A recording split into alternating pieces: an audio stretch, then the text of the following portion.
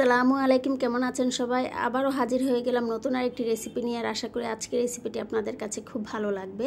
তো এটি একটি ভাইরাল রেসিপি, আর আমি আমার মতো করে রান্না করার চেষ্টা করেছি, কারণ এই সাদা মাংসটা আমার খুবই পছন্দ এবং প্রতি বছরই আমি এটা ঈদের পরপর রান্না করে থাকি। তো ভাইরাল একটা ভিডিও দেখলাম, সেটা দেখে কিছুটা তার মতো করেছি এবং আমার মতো করেও কিছুটা করে নিয়েছি। তো এখানে সব উপকরণ আগে পাটায় বেটে নিয়েছি। যেহেতু সাদা মাংস, এখানে আছে কাঁচামরিচ, পেঁয়াজ, আদা এবং রসুন বাটা। আর এখানে আদাটা খুব মিহি করে বেটে নিয়েছি, আর বাকিগুলো একটু আস্তে আস্তে রেখেছি। লবণ এখানে দিলাম, ধনে গুঁড়ো আর জিরা গুঁড়ো দিয়ে এটাকে আমি হাতে ভালোভাবে মাখিয়ে নিব। আর এখানে আমি সরিষার তেল ব্যবহার করেছি। তো হাতে মাখিয়ে নিয়ে আমি এটাকে 10 মিনিট রেস্টে রেখে দিব। আর 10 মিনিট পরে এটার মধ্যে আমি কয়েকটা গোটা মশলা দিব আর দিব দুধ দিয়ে এটাকে আমি আরও আধা ঘন্টা রেস্টে রেখে দিয়ে দেন এটাকে আমি রান্না করব। আর এখানে দেখতেই পাচ্ছেন এলাচ, দারচিনি, লবঙ্গ, গোলমরিচ, তেজপাতা দিয়ে আমি দিয়ে দিলাম দুধ।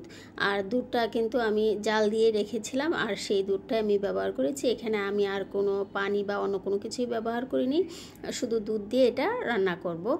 তো আমি প্রথমে একটা ছোট পাতিলে নিয়েছিলাম, পরে ভাবলাম এটা নাড়াচাড়া করতে গেলে পড়ে যাওয়ার সম্ভাবনা আছে, তাই আমি পাতিলটা চেঞ্জ করে নিলাম। এখন আমি এটাকে চুলায় বসিয়ে দিব। আর অলরেডি আমি চুলায় এটা বসিয়েও দিয়েছি, বলক চলে এসেছে। আমি একটু নেড়ে দিচ্ছি, আর নেড়ে দিয়ে এটাকে ঢাকনা দিয়ে আমি রান্না শুরু করব। আর এই মাংসটা ছোটোবেলা থেকে আমার এত পছন্দ যে আমি সবসময় ঈদের দিন সাদা মাংস খুঁজি।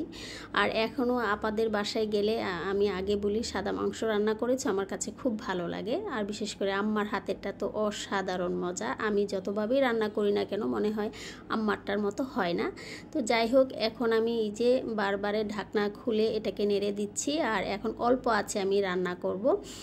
তো এইটার মধ্যে এখন দিয়ে দিব ঘি। আর ঘি দিলে কিন্তু এটার ফ্লেভারটা খুবই সুন্দর আসে, খেতেও কিন্তু দারুণ লাগে, তাই না? তো এই যে ঘি দিয়ে আমি এটাকে নেড়ে আরও কিছুক্ষণ ঢাকনা দিয়ে রান্না করে আমি এই যে দেখুন কি সুন্দর হয়েছে, তাই না? আর খেতেও কিন্তু দারুণ ছিল। এখন আমি দিয়ে দিব পেঁয়াজ বেরেস্তা, লাস্টে অল্প পরিমাণ চিনি দিব, দিয়ে এটাকে আমি অল্প আছে রান্না করে নিব। আর এটা বলেছি আগে যে রাতের বেলা রান্না করেছি, এত সুন্দর ফ্লেভার বের হয়েছে যে মানে আমি তখনই পরোটা ভেজে খেয়ে নিয়েছি। আমার কাছে তো মানে এতটাই পছন্দের এই খাবার।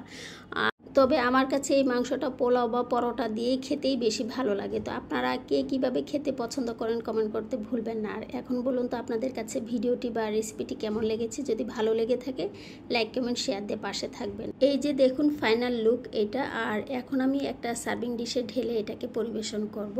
তো আজকে এই পর্যন্তই, দেখা হবে নতুন কোনো ভিডিওতে নতুন কোনো রেসিপি নিয়ে। সেই পর্যন্ত সবাই ভালো থাকুন, সুস্থ থাকুন এবং নিরাপদে থাকুন, সে প্রত্যাশা রেখেই বিদায় নিচ্ছি। আল্লাহ হাফেজ।